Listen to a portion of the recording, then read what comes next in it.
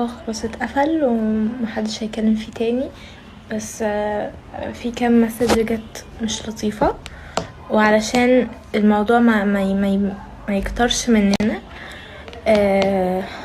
احنا الحمد لله الحمد لله الحمد لله ما كناش محتاجين نعمل موضوع علشان نطلع ترند، وما كناش محتاجين نعمل فرح وكده عشان نطلع ترند. الحمد لله كل الناس بتحبنا، كل الناس بتشوفنا عشان هي عايزة تشوفنا وعلشان بيحبونا. مكناش محتاجين نعمل اي حاجة علشان نجمع الناس حوالينا.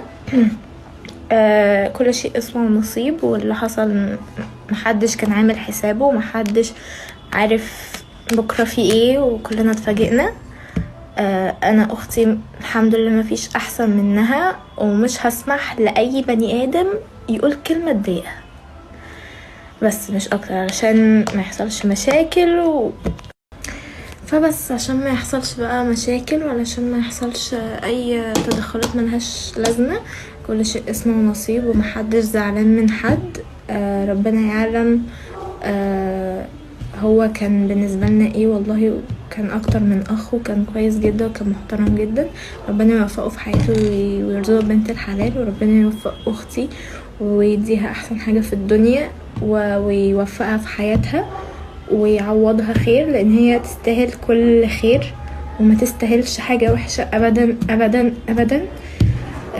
عشان هي عمرها ما عملت لحد حاجة وحشة، وما تستاهلش اي حاجة وحشة.